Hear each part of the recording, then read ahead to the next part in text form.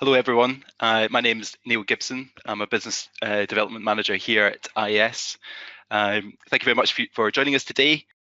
Today we're going to be focusing on digital design and operation, what that means and how that relates to the virtual environment and associated technologies. So again, I'm your chair today, Neil Gibson, and I'm joined with two of my colleagues, Douglas Bell, who some of you will know. Douglas is our head of BIM here at IES, involved in consultancy and development around that. And also with us today is our head of building operations, Mark Gifford, and some really exciting I'll look at the operational analysis capability that we've got there. So just as a quick agenda over the next hour, I'll be leading on the, just explaining on the digital design and operations side. Doug will be having a look at our capability in terms of mainly around interoperability with different digital platforms. As you know by now, hopefully all of you, regardless of how advanced a user you are, you're using the import-export BIM navigator within the virtual environment. Each year there's significant evolutions of this. V18, there was a significant move forward on that capability, on that navigator. And today, for the first time, external to IES, there'll be a demonstration of what to expect in VE19, which is not too far away now at all. Mark Gifford, head of building operations, is going to be looking at the analysis capability from IES at the operational stage in buildings. That's something that we have had for a while now. You'll have hopefully noticed that our SaaS platform for operational analysis, Aragon, has been overhauled just before the finish of 2018. So we'll have a look at that, and also Mark will be looking at scan and some case studies as well. So quite a range of that end of things. Okay, so digital design and operation. So why digital design and operation? Why is that important to us? Why do we want to do that? So digitization, additive technologies and the new construction techniques have vast potential for improving productivity and efficiency across the industry. Within the next decade, leaders heading up the Digital Built Britain strategy suggest that we'll be totally connected.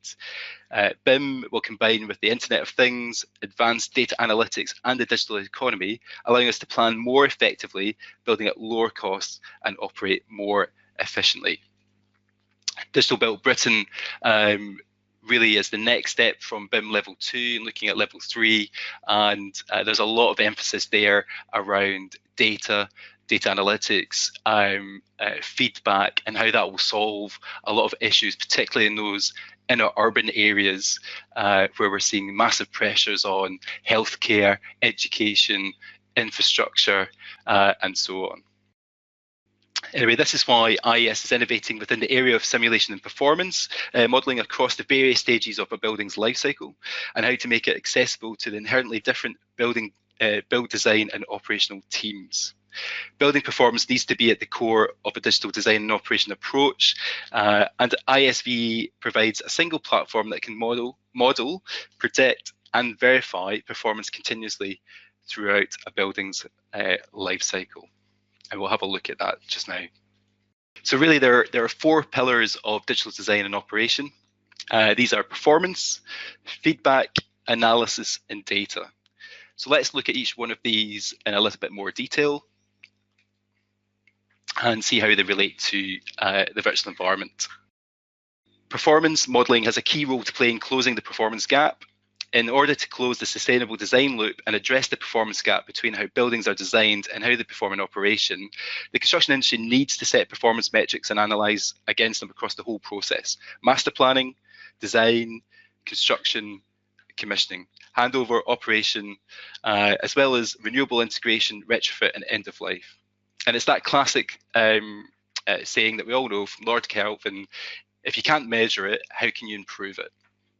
And that's why here at IES, we're involved in 4 key areas of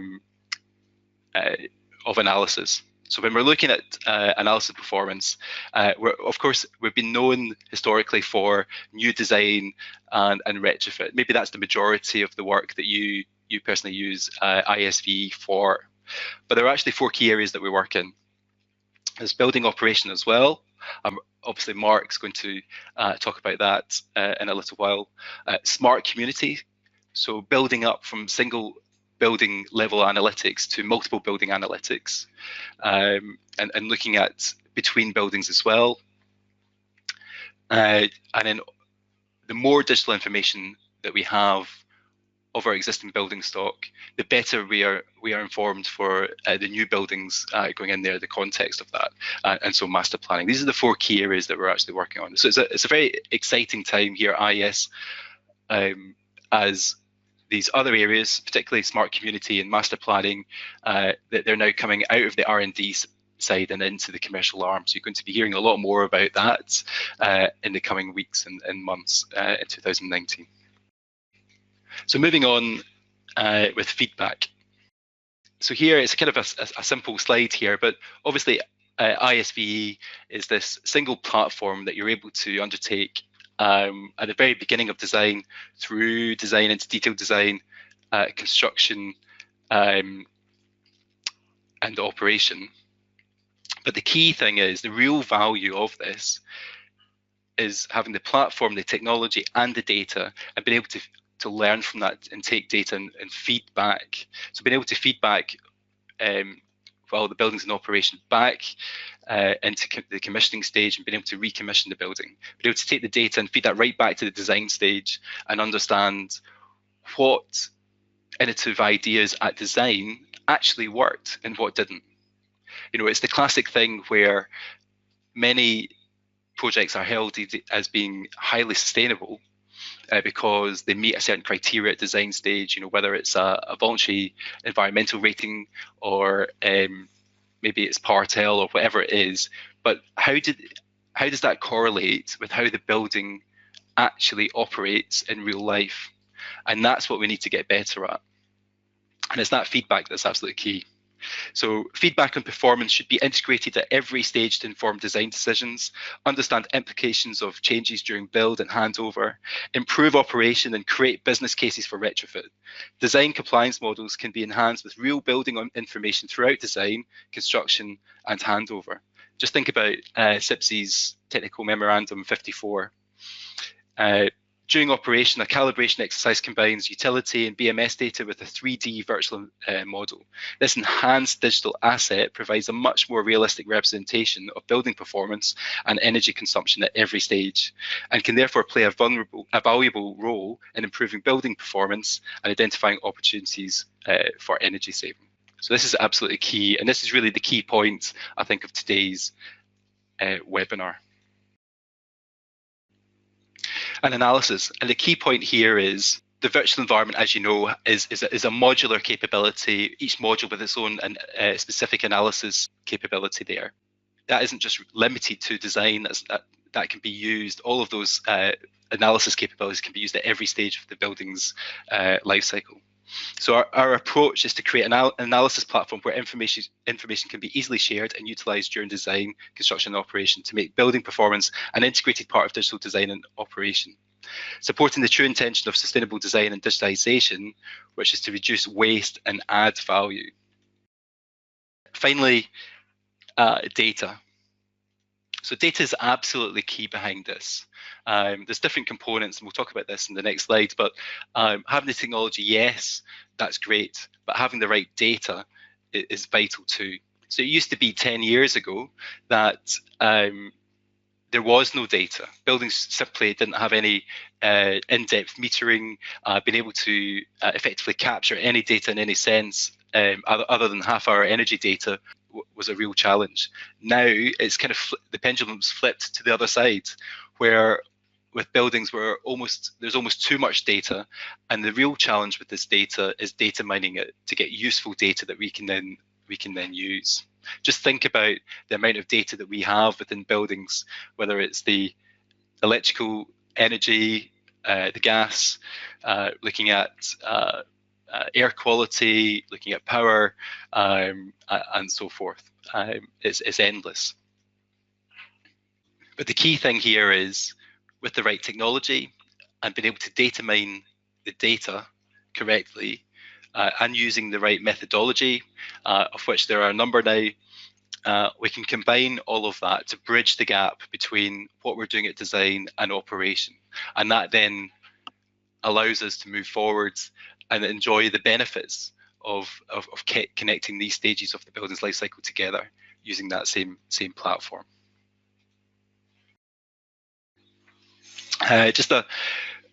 Just coming towards the end of this section here before I pass over to Doug and Mark, but just as a kind of a sort of overview example, here's the kind of example that we're talking about. So here we've got a particular project that's a kind of office warehouse, and what we're doing here is looking between the benefits of real meter data and available design data that we might be using. So in this particular case, the blue line that you're seeing in the graph, so up at the top there, you're seeing the lighting profile, and at the bottom there is the profile for warehouse equipment. In both cases, the blue line, which is the available design data that we might have, default data that we have, is overestimated compared to what was actually going on in operation. Now, that's no fault of any designer, because in many cases that the availability of real data is few and far between, and so we have to use data, for example, from the NCM or ASHRAE profiles and that side of things. But what actually that means is, regardless of the methodology that you apply or the technology that you apply, just in the data, you're then overestimating the heat gain within your calculations, which conversely means that the outcome invariably means that your boiler sizing is going to be undersized. That obviously then has massive implications on how that building is going to then perform operationally. And then there's a question with transparency and data about who has then to resolve that. So there's a risk factor behind that. So we've reached a point within the industry where we need to be more transparent, and we need to make available more of the data and use technology and methodology more correctly in these projects. Just as a final slide before I hand over, the kinds of projects that we work on, we have here with the NHS Trust in London, a dental hospital, St Bart's in London, I believe. Now, that was an existing building, and they were having issues with the operational management of the energy of that building there. Now, in this case, there wasn't an existing IES model, so therefore that was the process was to create that VE model, to then calibrate that model using the available data. Now, and the key thing here is, with the virtual environment as a simulation tool, you never have the full granularity of the data that you would want. So let's say you get maybe 80% of the data from the building. You can use the simulation tool to simulate the gaps between that, and then to calibrate that model. Once calibrated, we were then able to run through our energy conservation methods, scenarios, and then feed that back to the client with costs and recommendations. But in this case, what was really interesting was it was such a powerful platform that what the client really wanted was the FM team in place to be able to use that calibrated model as an asset for the FM team, who then were trained up to use that. So it's quite an interesting example. It doesn't always mean that you have to have building modeled in the VE from the very start, from design all the way through. It doesn't always have to happen that way. But of course, that would be the key thing. Okay, I think it's time for me to hand over to Doug. So Doug's going to be talking about interoperability. Now, just before I do, What I will say is we will be, at the end of today's speakers, there'll be time for a Q&A session. So if you've got any questions at any time, you'll see a questions pane on the right-hand side. You can type up your questions there, and we'll collate them and answer them at the end. Thank you, Neil. Good afternoon, everyone. Hope you're all well today. So as Neil mentioned, I'm going to take you through updates to 2018, as we didn't actually have a BIM faculty in 2018. So there's been quite a big changes from that some may not be aware of. Some of you may be new to the Navigator itself and how it operates. So I'll take you through these basic steps today.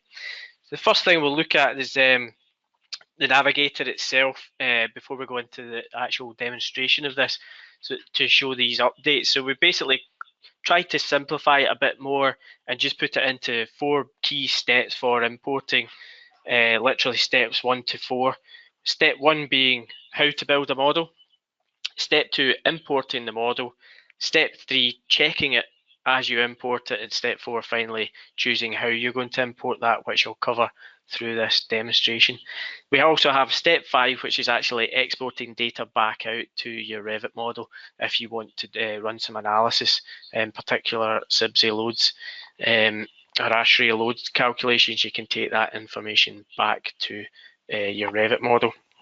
Now, we are also coming out for 2019. We will produce if you want, an execution plan for integration, because we understand that some companies don't actually have access to create the model, so they're working with architectural firms or other engineering firms, and they actually need a bit of guidance out with the software. So we will, as I say, produce a short document that will allow you to pass this over to clients that you work with and colleagues, and this should allow you to go through the basic guidance that's all in step 1.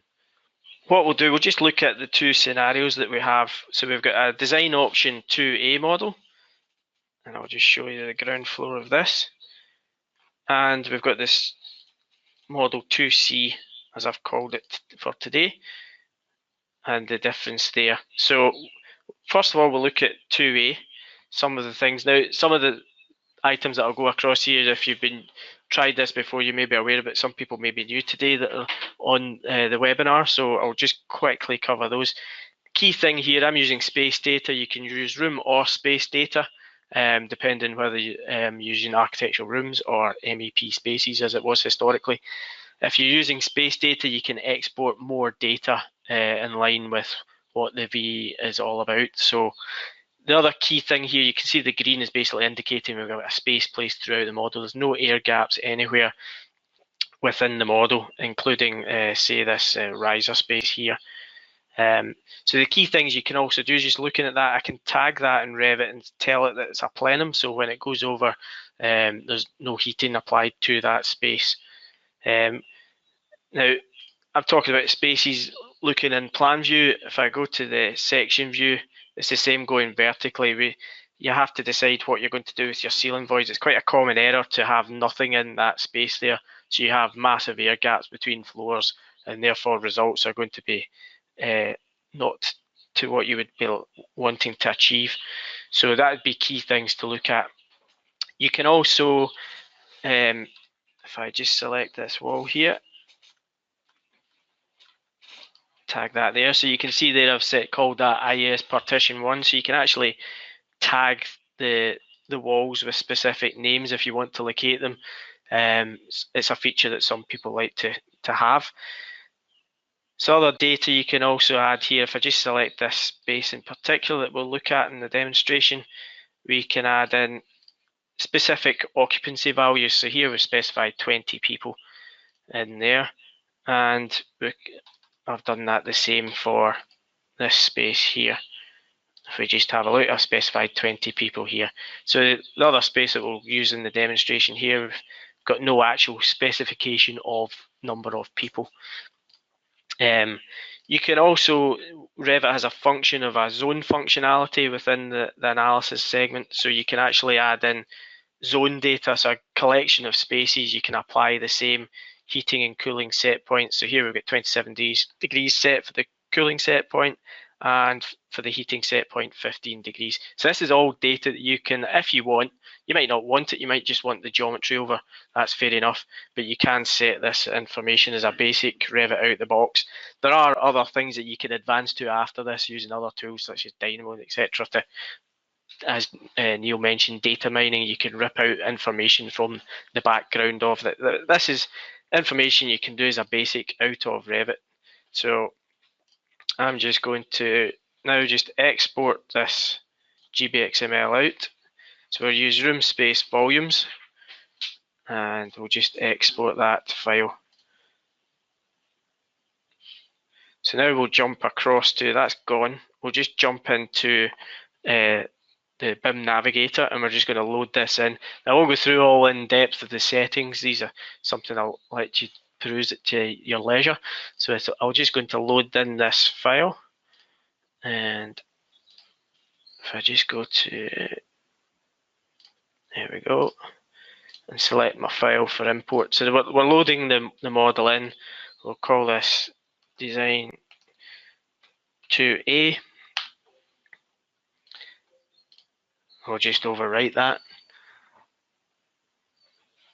So here, at this stage, the GBXML is loaded into our quarantine zone, where we can look at the model and check for any issues. We've got a few tools in there, so you can look at the model tree, see if there's any issues. So there's a few exclamation marks, so you could further check these issues through our report. So this is before we've done any of our tidying algorithms on these zones. So the key thing you're looking at are the bounded columns as well, and it's the raw space geometry versus the processed data.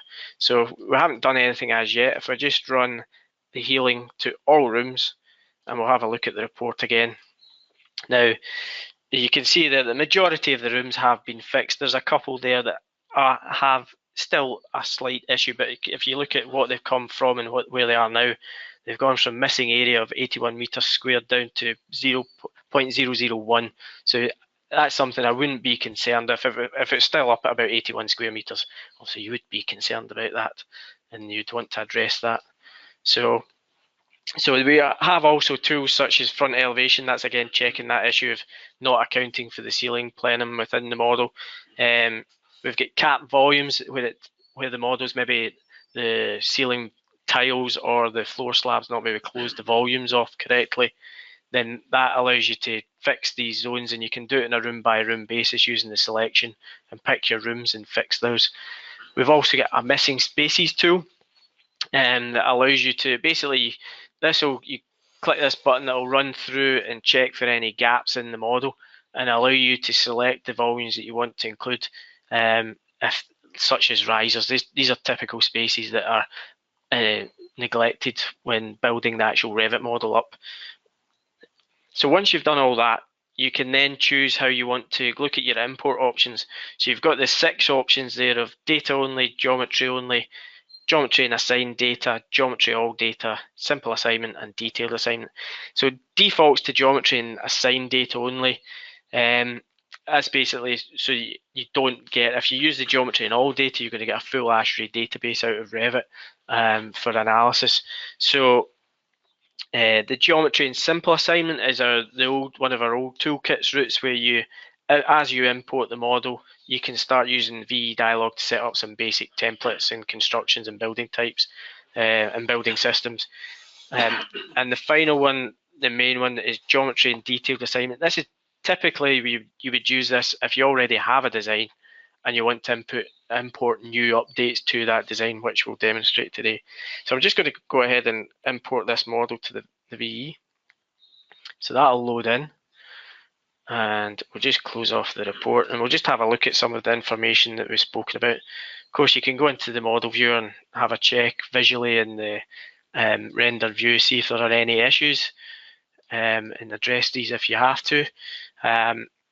But if I just jump to Apache, I can save that. So I mentioned some of the information. So first of all, we'll look at the constructions that are assigned. So internal partitions. So we've got IES partition 2 I mentioned, and there was IES partition 1. So you can see those tagged have come through, and there's various others you can see there. So these are, you can update and add as you wish. The only thing to key there to watch is just the build up within Revit, what's imported. Sometimes the build up's not what you would use for one of our Apache simulations, so you just need to be careful how you set these up. So that's construction, it's actual data I mentioned. So the spaces here, if we just look at our tab data, and yes, we'll look at our internal gains. So there's the specified occupancy of 25 people that's come across. And we can just compare that to the unspecified space, where it was actual just by meters squared per person. If I just maximize that, you can see there that it's not an actual, it's just a, as I mentioned, meter squared per person. So that's the actual construction, the data that's imported there. I also mentioned about zone data. So these spaces here, the zone data that we looked at. So if I look at the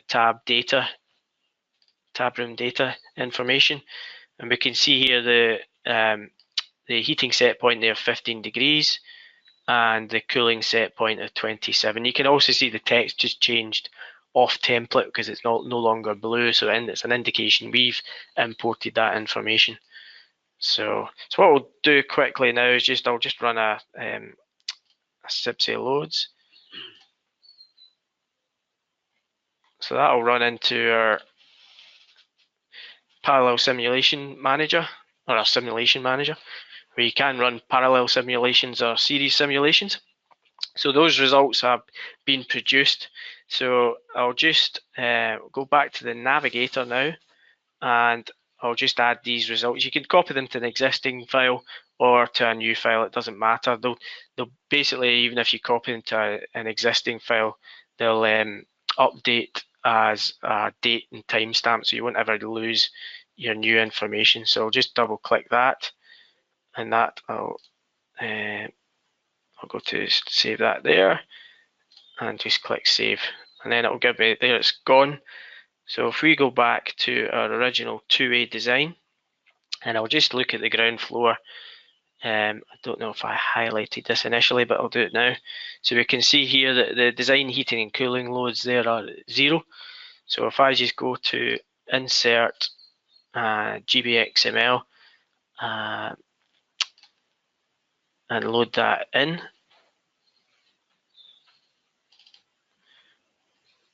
so that's loaded the results back in. If I click OK, that should update that space data. So if I select that there, we now have our design heating and cooling loads, so you can go between the two. And again, this was something we had in the software years ago. It wasn't as easy to do, but we brought it back and made it a lot simpler to do now. Direct flow. GBXML, we can only import the data because just purely that's all that Revit allows you to bring in. It doesn't allow you to bring any updates to geometry. If it's something that Autodesk develop in future, we certainly would look at that. So that's the first scenario. So let's say we've got scenario 2. We've got this space here. We've split it up. The design's developed. We've got an open plan space here. So we've used room separation lines, and we've got a solid partition here as well. So we've got space 1. Select the space. There we go, 2 and 3. So we've also updated the zone up here. Space selected. So if we just look, I've actually edited the occupancy now and given it a specific value. So we'll update that. And we've also updated down here this space data so that we've got, we've reduced it from 14 people, 20 people down to 8.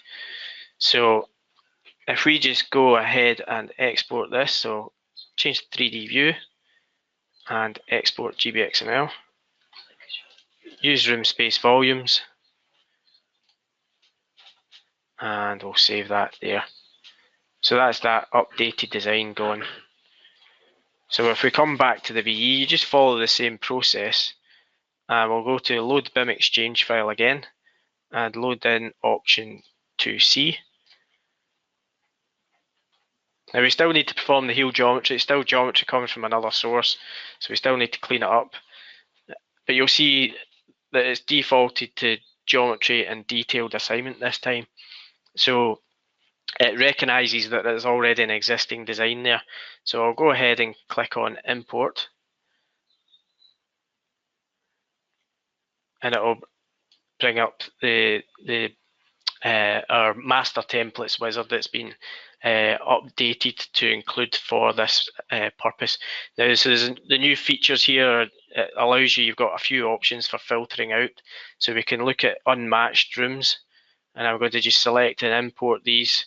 Now you can see here we've got a match name, match area, and match volume. So this is something that was not in 2018. The reason for it is basically if you output from any BIM package, they do not retain the unique IDs per space.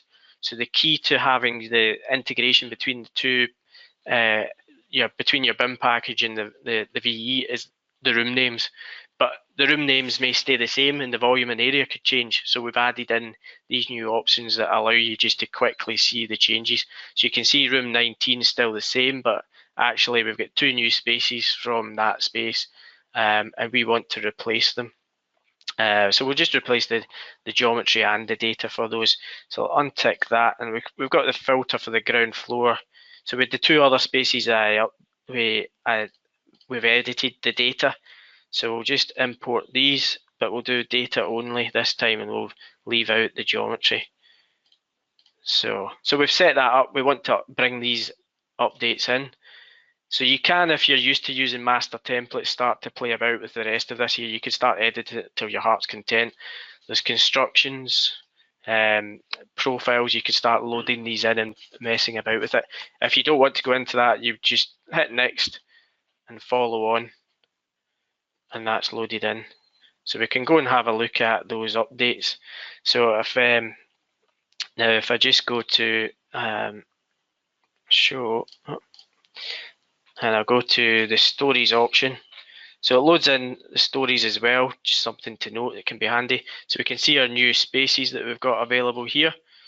And we mentioned about the updates to the data. So if I just jump to Apache quickly, and then look at tab data, and look at the internal gains, we can look at the occupancy there. We said 8 and 14, so that it's brought those updates in for those spaces.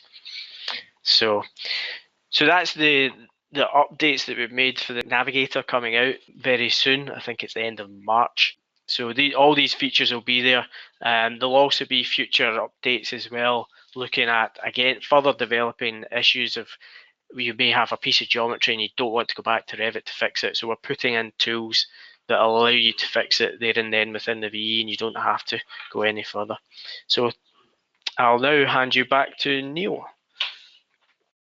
Great, thanks, Doug.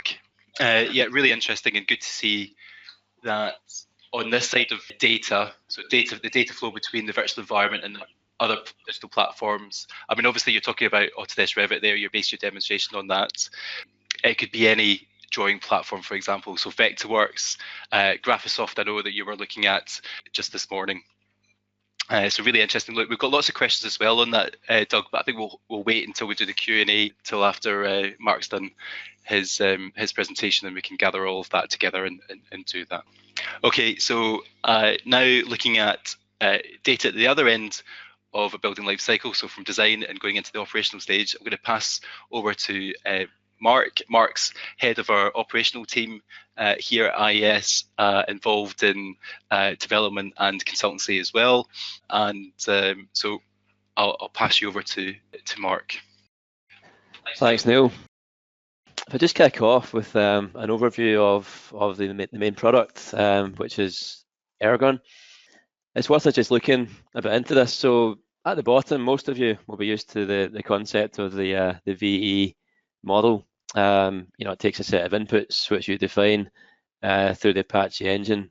It generates a set of outputs.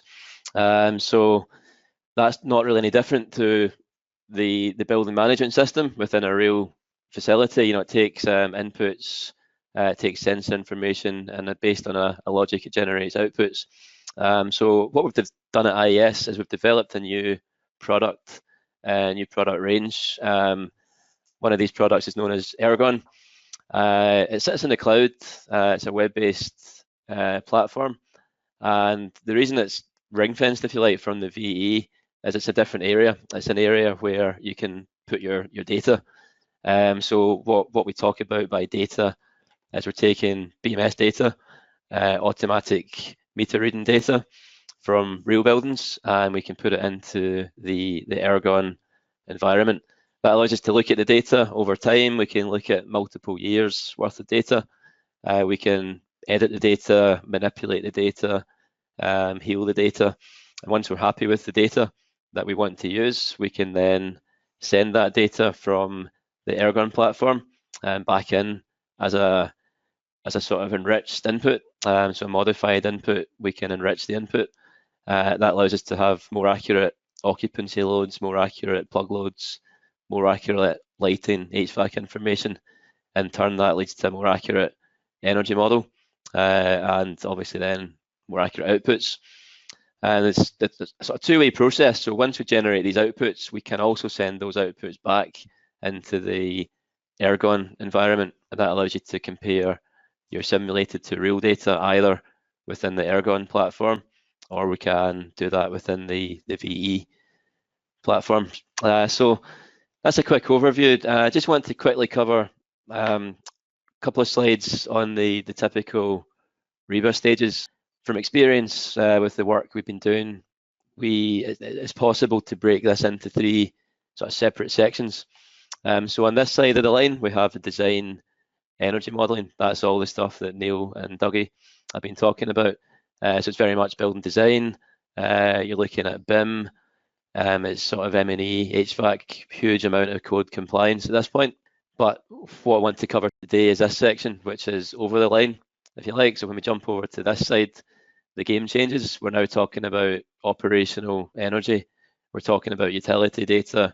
We're talking about energy service contracts. We're talking about BMS analytics, building tuning. And there's also an interesting middle bit, which I like to call the sort of new frontier. So this is the bit that the industry's talking about, but the bit that the industry's not really doing to a huge amount of detail at the moment. So this is your sort of soft landings, post-occupancy evaluation. If you're in the US today, then we talk about monitoring-based commissioning and also measurement verification. So in order to deliver all of these sort of services within this middle section, it's very much a sort of data-driven process. We have to get our hands on the in-use data. We have to do things with that data and send it back. And what that does is it's all about the continuous improvement cycle. So that allows us to do our soft landings, our POE, monitoring-based commissioning. Okay, so to show you this in a bit more detail, what I've done is just take a standard UK school design. We've done an awful lot of school design within the consultancy team at the moment.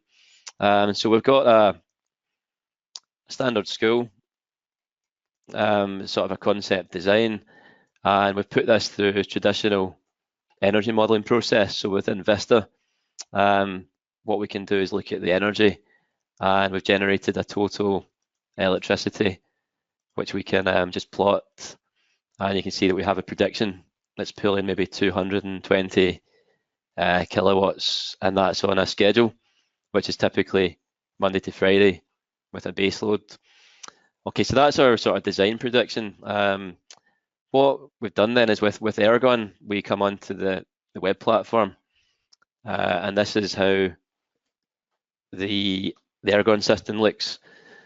So within the schools, I've set up a couple of projects. We have very much a lot of benchmark data available. So we've got some primary school, secondary schools, offices. We're looking at different types of office, be that aircon, that vent.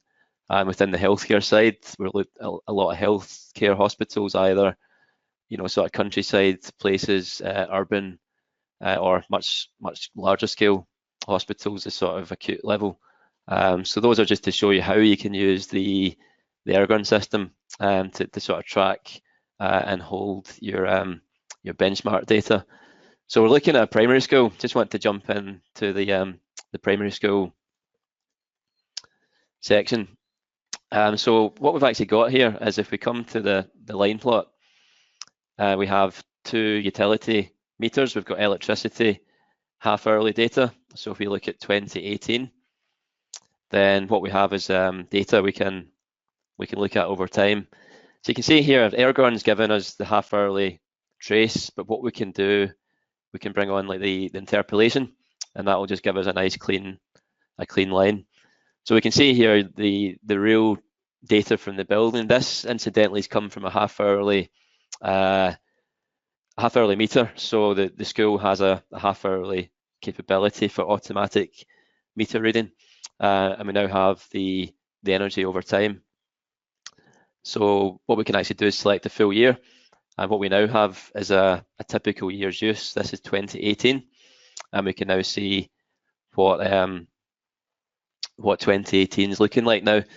Interestingly, this school, in this case, isn't a new school. There's actually data going back, so we can look at 2017. We've got data for 16. It actually goes all the way back, in this case, to 2008. And again, from experience, you might be surprised at just how much data is actually available for buildings within the UK. A lot of councils, a lot of local authorities, they do actually have data from the metering platforms that might well go back longer than you think. So what we can do with Aragon is we can take the range. We can jump from the first day of 2018, sorry, the first day of 2008, and we can then jump on to the last day of 2018. And if we shift select, what we'll actually do is take the full range of data. So now we can look at a bar chart, and we can look at the monthly totals. So you're actually now beginning to track your energy performance over a 10-year time frame. So Aragon's handling the roll-up. It's taking your half-hourly data and it's computing that into a monthly total, and that lets us then see the energy use. In this case, you can see it's a bit of a success story, in the sense that the school have managed to take their monthly use from about 50 megawatt hours per year down to maybe 35 or so. Aragon allows us to copy and paste. So from this chart type, we can copy that, and we can put that into Microsoft Excel. And that's just to show you then that we've binned this into the colours represent different years. So you can now see in 2008, the building started out its energy monitoring program up in the 50 megawatt hour range, and then through a sort of active energy reduction program over the last 10 years, they've now got down to the load profile that looks a lot more like this one. So that's us just looking at monthly data. What I then want to do is look at how we can take the data back into the VE environment. So what we've got is a new piece of software which is called the VE Cloud, and it's called the Sync tool. And when you click on the Sync tool, it'll pop up a wee dialogue. This takes us to the URL for the project on Aragon, and it's secure. So because it's a secure server, we have a sort of key that will allow you to access that information. All of this is handled within the Aragon platform. So if we come to the web tool and we look at building details, we have a facility here for the live sync, and there's the credentials. We'll cover all this. Anyone that's interested, we can cover this a lot more after this event. If you're interested, get in touch with Neil. We'll cover more of the specific details. But just to stress, there's a synchronization process that takes the data from the cloud and it puts it back into the VE platform. So when we go through that process, we come into Vista, and what we've actually got now, as you can see, I've downloaded multiple years worth of data. So we've got my simulation, and then what I now have is 6 years worth of monitored information for this school. So what we can then do is select both I should actually say the new file type here, the .apm. This is a file format which only Aragon will give you. So APS is a standard Apache simulation file format. APM stands for Apache metered. and it's a file format which is generated from the Aragon platform. So this allows us now to choose energy, and we can then select the electricity, which is the half-hourly load from the 2018 file, and then we can select the standard traditional IES variable for the simulation, which is total electricity. I've got some just standard details to load up, which set the range. So if we do that, and we plot now the graph, what you can see is we should have two sets of data that appear. We've got the simulated against the real, and if we look now at, say, a week, typical week, we can see the red line is the simulation, and the blue line now is the 2018 metered information. Look at that in a table view. They're both half-hourly data. They might be offset just due to the sort of synchronization of the time steps, but they allow us to plot the data. So that the red line is pretty consistent. That's what you've programmed. That could be maybe your NCM template, where the blue line is much more diverse. And as we start to skip through time, you can see that the blue line will modulate a lot more than the red line. So there's periods where we might find, things start to happen to the site that, there's a day where we can see a lot of weekend use has come into play. That weekend use hadn't been captured in the energy model. So different views. If we now look at the heat map tools, then we can see that we can plot the heat maps. And if we do heat maps, then these are really good concept to let you see how bad some of your design information can be. What we've got is standard design profile up the top from a simulation, and then what we've got down below is actually the half-hourly equivalent metered information. So what you can see here is that the metered information is much more diverse, is much more freeform in nature, and that really represents the way that real buildings actually operate. What you've got up top is a standard simulation output. It looks nothing like the real information. We could start to modify this, and we could say, well, we know the school's unoccupied for July, so we'd have to come back and build in the holiday profile into the annual profile within AP Pro. But even in doing that, we're still going to not pick up the real sort of diversity. Okay, so that's just to let you see the difference between electricity simulated against real, but with the sort of Aragon and VE combination, we can go further. We can actually now select electricity. So we can plot 2 years together. And now you can see we're looking at a real year against a real year. And this might allow us to pick up more information. You can see, for example, in July 2017, there was much more use for the 4 weeks in July than there were within the 2018 equivalent. We can start then to spot check and see, well, let's look at 18 against 2012 and see what we get. So 2012 profile, we should see this a lot higher because it started out, yeah, you can see it's a lot more in the way of outdoor use where we compare it to 2018. We've managed to eliminate a lot of that. So yeah, the Aragon workflow allows you to either tackle a VE simulation and make it more accurate, or you can actually use it within a sort of energy management workflow, just purely to sort of track energy consumption over time. If we come back into the Aragon platforms, just to show you a few more building types, we do have, as mentioned, healthcare, so that's standard sort of local hospital level. If we look at this information, then again, we've got some information for half-hourly electricity and half-hourly gas.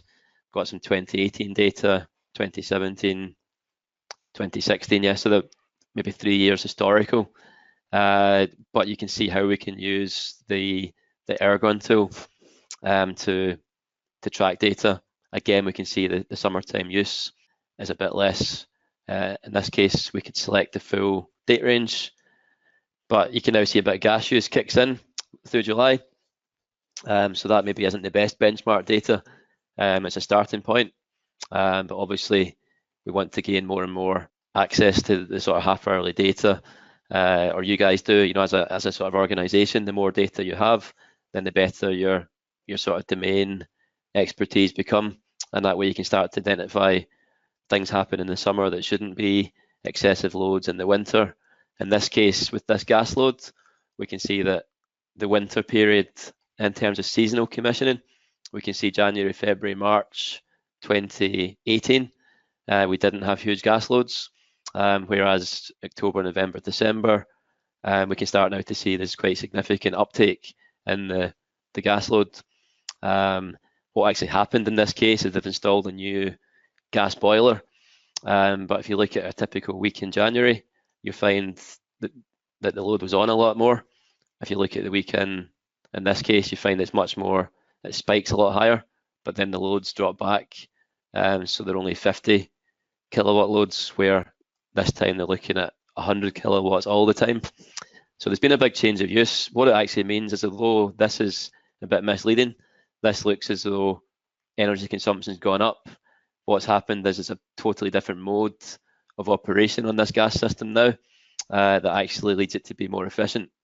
So if we look at the bar chart and we do a kind of monthly summary, you can see that actually the loads are not significantly higher for that period. In actual fact, November, December is actually less than the gas load within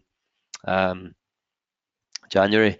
Again, we've got maybe multiple years in this case, so we can jump back to January 16, and we can take that range from 18, and then we can start to see how the buildings actually performed over a 4 or 5 year period.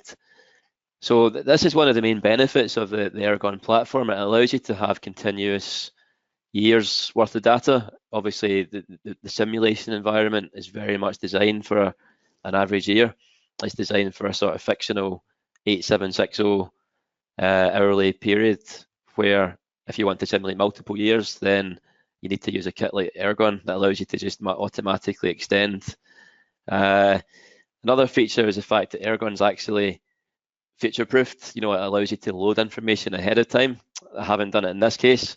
If you wanted to try and load in the next 10 years prediction, then the tool would cope with that as well. You could feed in design predictions for the next 10 years. A bit like this spreadsheet I showed you.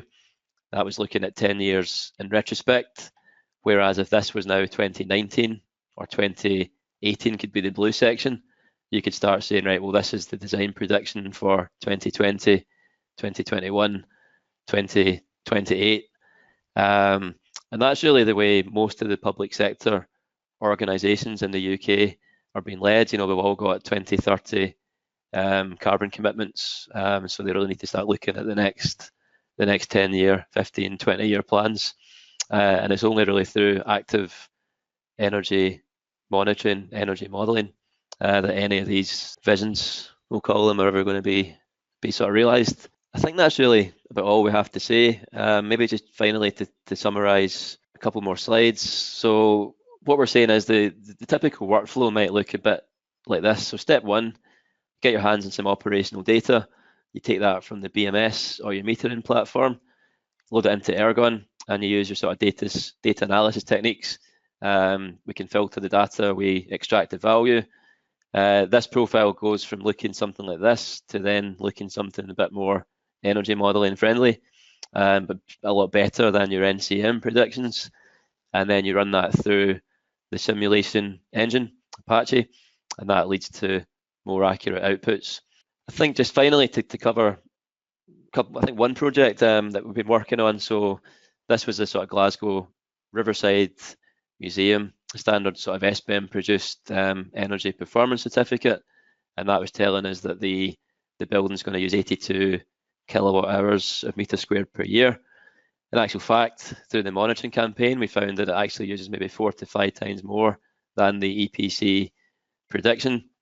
We picked up all the building submetering, so rather than looking at a total incoming electricity, we also had access to half-hourly data within each of the mechanical panels and some of the electrical submetering. This is an electrical submeter on mechanical panel 1, but they do have electrical submeters feeding some of the exhibition areas like lighting and power. So when we compute all that, we started to find that we can develop this energy flow diagram. You can see that mechanical panel 1 uses the bulk of the energy, whereas some of these exhibits don't use that much at all. What you tend to find if you're talking to energy managers within the sort of sector, they might be focusing a lot of their attention to lighting changes at an exhibition level. You know, they're looking at LED lighting replacements, but in actual fact, you know, that could be a real sort of waste of time, because if you don't understand energy flow, you're never going to save a lot of money within these areas.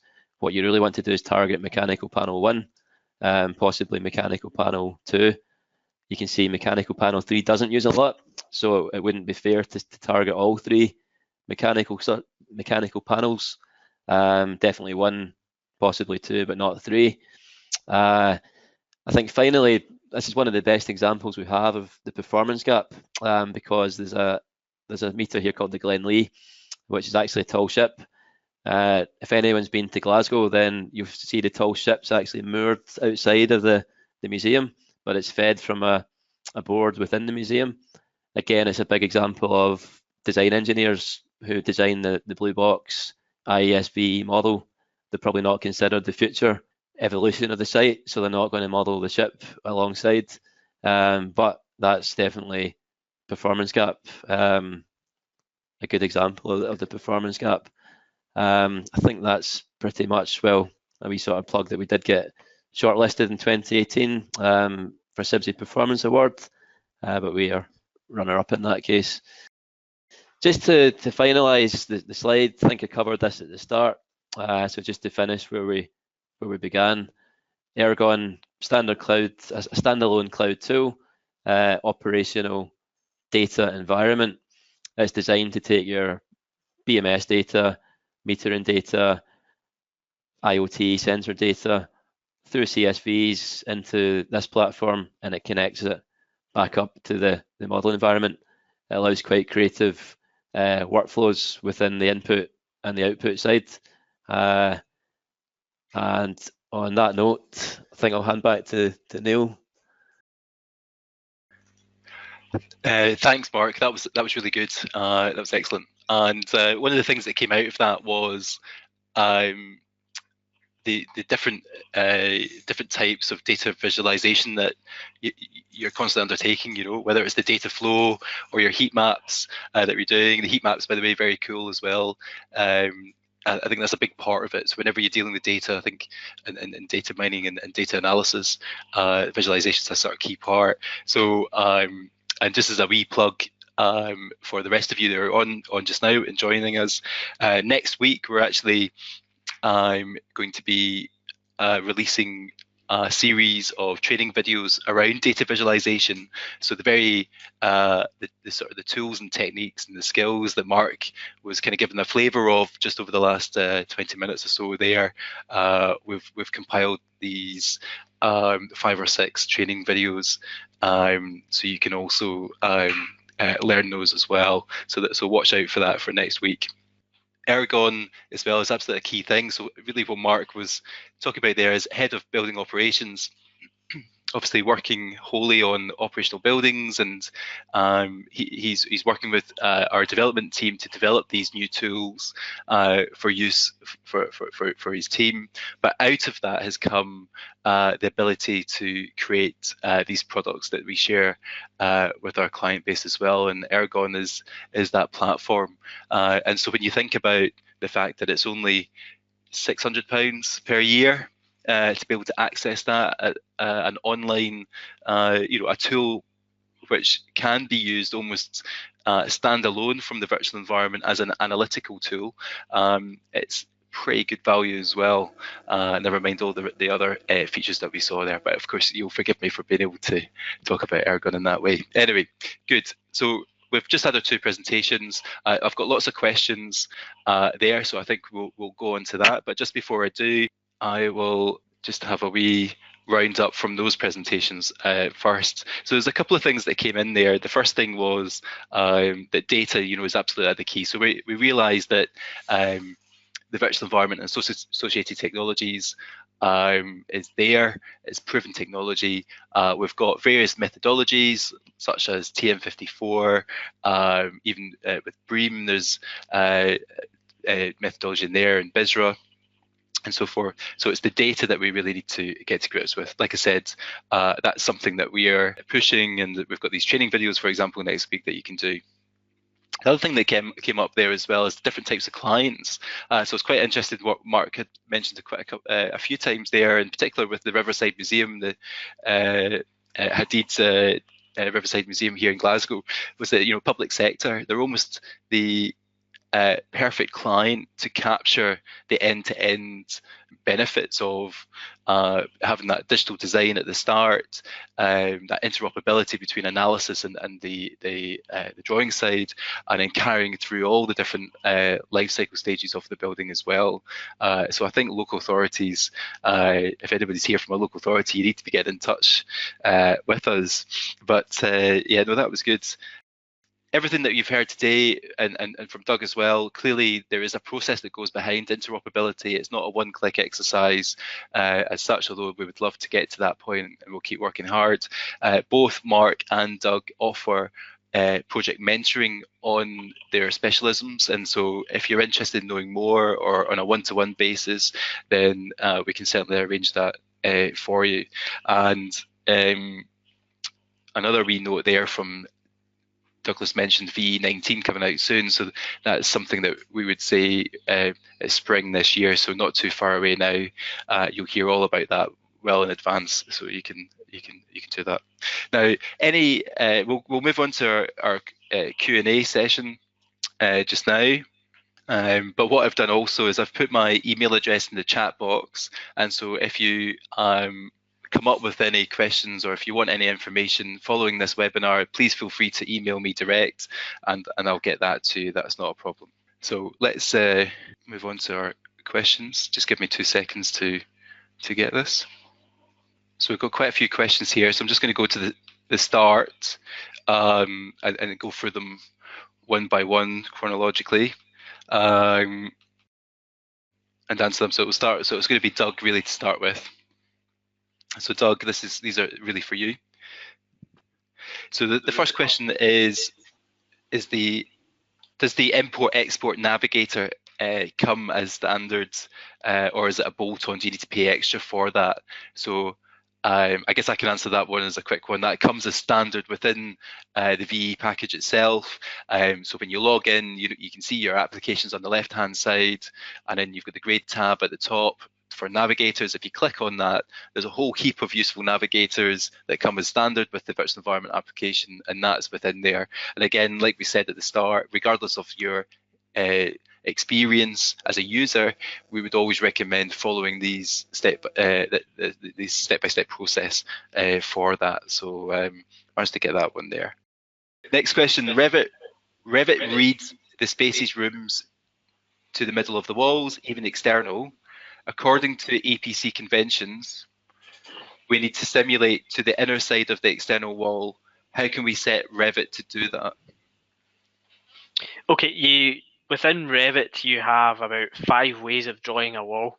And each of these, I think there's only 3 actually impact on the volume that comes out. So if you choose for your external wall to draw a wall interface, it'll actually come in on that volume that you're looking for. So when you import it, you can just turn off the inner volumes in the VE, and that will give you your actual volume as per the standard. Now I think the standard is a bit like ASHRAE as well. You need to be within 10 to 12% of that. So some people may correct me on this, but I know definitely for LEED that's an issue, because LEED's the opposite way. So you need to model to the outside face for Revit itself. The key thing to look at when you check your space data within Revit, the areas that you get there within Revit, that's the area that you'll get in the VE. So you can play about with that wall setting, and it will where the GBXML splits down the middle is only for internal partitions, so you can have a play about with that and see the differences. Years ago I did it just because I get this very question, and I just drew 5 different rooms with the 5 different ways to draw a wall. So yeah, have a go at that. Okay, thanks, Doug. A couple of questions here. So, what kind of wall constructions should be avoided, if there are any? And is there a maximum wall thickness that can be imported? I'll go with the wall thickness question first. There is, you do have to watch, and again, it's testing what the limits of Revit has. If you make the wall too thick, it will start losing the glass from the export, the GBXML exported from Revit. So generally, I mean, even the example I used there, I think it's a 350mm wall, a 300 thick wall, and the glass comes across okay. But if you're dealing with a project where the wall thickness is larger than that, then it was something I would be bearing in mind. And the other thing to bear in mind as well is what design stage are you at when you're exporting this model for.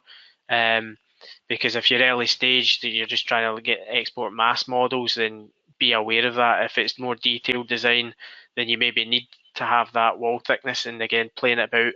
So it is being aware of the limitations of Revit's GBXML output. And just one last question here. Yes. Oh, there was a question there on constructions. I guess it's just that's a tricky one. Constructions not to use. It would just, I guess, be you're obviously trying to match up to your project constructions and just making sure they're sensible. When I say that, I exported a construction from a Revit model last week, and I just had the build up from the Revit setup of plasterboard, air plasterboard. So that's straight away going to cause an instability in Apache when you run your simulation. So just making sure that it actually has, like, say, brick with plasterboard on either side. So yeah, just be careful of I guess, what ones are built. You'll soon get, if you have issues with them, these would be the things to check, is check the build up of that. Okay, thanks, Doug. And one last question for you before we move on to Mark. Should we use rooms or spaces for GBXML? Which one works better? And also, the process that you showed, would that be the same for all building types? So first point there, the rooms or spaces, with regards to geometry, they're exactly the same. It's just the background data that is exported with them. We do have a list if you want to get in touch with which does which, but it's basically essentially you're not going to get room occupancy data and electrical lighting load data or plenum information from a room. Basically, a room geometry will give you the geometry, the constructions, and it'll give you what building type it is, etc. And essentially, that's what the list is. The difference. So if you think in kind of architectural versus MEP, that's the difference in the data. But otherwise, so MEP spaces, it gives you a more superior background data information. Can you remind me what the next question? There was. Is the process the same for all building types? Yes, yeah, the process is the same no matter how. And again, the process, whether it's rooms or spaces, is the same as well. So it doesn't matter the building type, you'd follow the same basic principles. Great, thanks, Doug. Right, over to Mark now. So we've got a few questions here on the operational side. So the first question here, within the Aragon platform, where is the benchmark data sourced from? I suppose that's relating to the demonstration there. Yeah, so in the demonstration, that's our projects. Those are like IES projects, IES benchmarks. They've probably been developed over the last 4 or 5 years from a combination of UK, just public sector, some of the open information as well. So yeah, the Aragon as a product doesn't ship at the moment with any benchmark data. It's just a sort of empty system to start with until you fill it with data. But ideally, you'd be talking to your existing clients. If you're, I don't know who's asked the question, but if you're building schools in England, then you want to maybe start looking at the available schools information. If you're building an office in London, you maybe want to look at some of the office benchmarks that are there and try and talk to some of your customers about getting access to the submetering and the energy management portals. and from that you can begin to develop, your own benchmark data. Should say it's possibly something down the line that we might look towards the next year or two, releasing benchmark data sets, but at the moment we're not offering that yet. All right, yeah. And there's a question there around weather data that this particular person has a weather station on a project, so they've actually got weather data. Is that something that you're able to import into Aragon? Yep. So the Aragon system allows you to take out custom FWT files,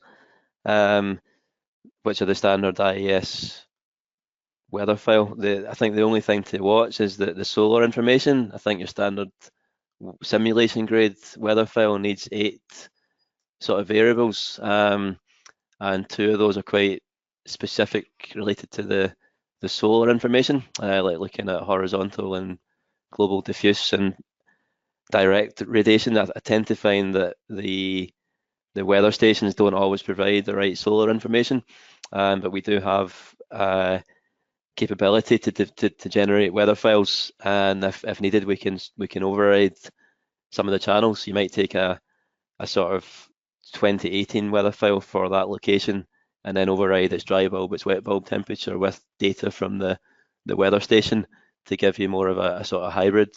But yeah, certainly most weather stations that we see don't have the quality of solar information needed and to be simulation grade. Okay, great. And actually, you've almost answered my next question here. So the question's been asked, like, how do you treat missing data from meters or faults with data peaks in the metering data? Yeah, so I guess within our consultancy team, we've got our own techniques. We're looking at a lot of machine learning, sort of artificial intelligence algorithms. Aragon ships with its own. I didn't show that in the demo, but Aragon comes with its own language. It's almost like a sort of mini programming language, a sort of expression language it's called, and there's a sort of syntax and there's functions. So using a combination of the syntax, maybe some offline processing, maybe using sort of Python and available machine learning techniques and things. That there's a lot that can be done with data, but within the realm of Aragon itself, you'd be looking at the standard expressions, the standard functions, and what can be done with them to fill in gaps. Yeah, great. Yeah, so there's a couple of questions here. So people wanting to know they've heard about scan as well, and they kind of wanting to know the difference with Aragon. So Scan's obviously the consultancy service that you offer as your with your building operations team, and Aragon is the product that uses some of that tried and tested technology, which is released commercially available.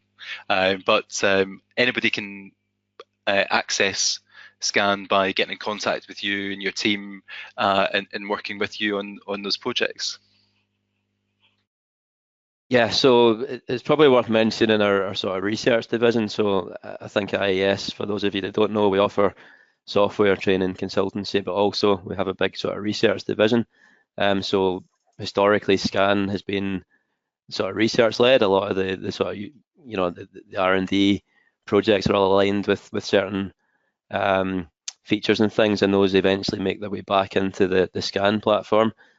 So Scan just tends to be the sort of bigger brother version of the Aragon tool, and Aragon's, if you like, the first commercial grade release. It's almost like a subset of the Scan platform. I think in time Scan will be released, or what will happen is Aragon will undergo a round of improvements, upgrades that they just naturally sort of follow the bigger product, which is research led. Yeah, that's good. It's good to clear that up. I think there's a few people asking about that. Just a bit of a clarification on exporting data from the BMS system itself to Aragon. Is that something that can be done directly, or is there another third-party tool that's required to enable that? Yeah, it can be one of the most challenging areas. Typically, you find a lot of BMS systems are never actually set up to log at all. So you might go in expecting to find data, and the building was never set up to log. The buildings that are set up to log maybe go back for maybe 2 months, 3 months worth of data you might pick up. So you might get temperature, CO2, humidity sensors giving you 2 or 3 months worth of data. Typically, if you want to get more data, you need to sort of engage in a sort of enhanced data extraction process. And I'd recommend either talking to ourselves on that, or working with your BMS controls subcontractor and the client to make sure that there's a sort of request, if you like, that you are entering into a more enhanced monitoring program, because your typical monitoring won't pick up the data that you're looking for. In terms of BMS systems, it's also manufacturer specific, so maybe it's easier to pull information from trend than it might be from a more, like sort of closed protocol system. So the UK standard industry would be sort of trend, Distech, we've got Johnson Controls, Honeywell, Schneider. So I guess it depends on which manufacturer you're talking to. Siemens I shouldn't leave out. And you might find that one client who's asking you to look at 5 buildings might have 5 different manufacturers in each of those buildings. So it does become, you need to think about that. And yeah, but it's possible. Yeah, thanks, Mark. I mean, I think the whole point about Aragon is that it's an agnostic tool. It's not aligned with any particular proprietary manufacturer of BMS systems or monitoring capability. So the whole idea there is you're able to extract data from anywhere and bring it in. And as we always caveat with 99%. Don't we always say 99% of data we can do that? There might be one out there, but no, that's fine. There's a question here. About is the data, are there any data filtering features within Aragon to convert metered data to Apache profiles, or is this performed elsewhere? I suppose I'll just answer that there. I mean, there's really 2 functions with Aragon, just to be kind of clear. So the first one is you could almost use it as a standalone tool to provide operational analytics, bringing in data from any source and being able to use the visualization tools like the heat maps that Mark was showing to be able to look there. But the other key feature there, the second feature, is the ability to create your freeform profiles that you can then drop into your virtual environment.